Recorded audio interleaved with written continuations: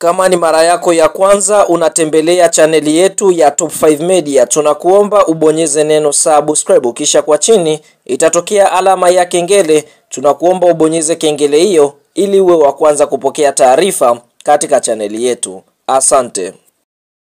Mchezo mkubwa wa ligi kuu soka Tanzania bara almaarufu kama NBC Premier League wa kiporo ambao ulikuwa ukisubiriwa na wadau wengi wa soka Tanzania, mchezo wa mzunguko wa 19 ni mchezo ambao unakwenda kuchezwa tarehe 14 mwezi Machi mwaka 2025, ambapo mchezo huu utakwenda kuchezwa katika uwanja wa KMC Complex, mwenyeji akiwa ni klabu ya soka ya Simba Sports Club dhidi ya kikosi cha timu ya soka ya Dodoma Jiji kutokea mkoani Dodoma, ambapo mchezo huu Simba Sports Club wameweza kula kiapo wanakwenda kupata ushindi. Sasa kuelekea katika mchezo wa Simba Sports Club dhidi ya Dodoma siku ya Ijumaa, basi kwa upande mwingine tunaona kunako msimamo wa ligi kuu ya NBC, klabu ya soka ya Simba wapo katika nafasi ya pili, mnyama Simba akiwa amecheza michezo 21 pekee. Basi kwa upande mwingine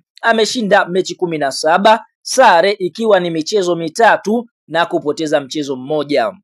Simba wamefunga mabao 46 na wao kuruhusu mabao 8 wakiwa na alama 54 katika nafasi ya pili ya msimamo wa ligi kuu ya NBC. Lakini Simba anakwenda kukutana na Dodoma Jiji Football Club ambao wao wapo katika nafasi ya 8 ya msimamo wa ligi kuu ya NBC. Dodoma Jiji wamecheza michezo 22 wakishinda michezo 7, sare michezo 6 na kupoteza michezo 9, wakifunga mabao 22 na wao kuruhusu mabao 27. Kiufupi, Dodoma Jiji wanadaiwa magoli 5 wakiwa na alama 27 katika nafasi ya 8 ya msimamo wa ligi kuu ya NBC.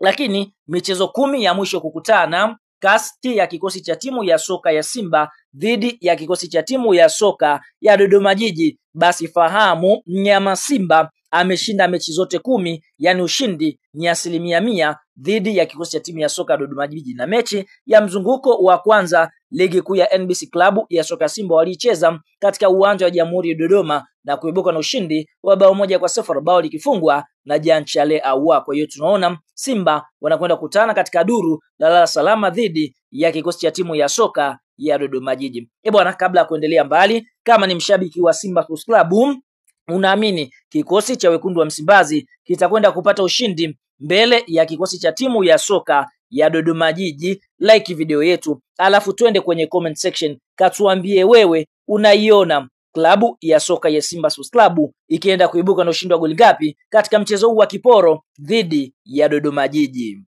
Sasa kuelekea katika mchezo wa Simba Sports Club dhidi ya kikosi cha timu ya soka ya Dodoma Jiji, kwa upande wa klabu ya soka ya Simba wameweza kupata pigo kubwa kwa sababu kuna nyota wao muhimu wa kikosi cha kwanza ambao wanatarajiwa kukosekana kwa sababu ya kuwa na majeraha. Nyota wa kwanza ni golikipa Musa Kamara Pinpin ambaye bado anauguza majeraha yake aliyopata katika mchezo wa Mzizima Dabi dhidi ya kikosi cha timu ya soka ya Azam Football Club. Lakini nyota wa pili ni Shemalone Fondo ambaye naye pia bado anauguza majeraha yake katika kikosi cha wekundu wa Msimbazi aliyopata katika mchezo wa Mzizima Dabi. Nyota wa tatu Simba wanatarajia kumkosa ni mchezaji Mzamiru Yasin Selemba ambaye kwa upande mwingine aliweza kupata maumivu ya kisigino. Kwa hiyo tunaona Mzamiru Yasin Selemba bado hajaweza kurejea katika kikosi cha wekundu wa Msimbazi kutokana na maumivu ambayo aliyapata ya kisigino wakati akiwa mazoezini.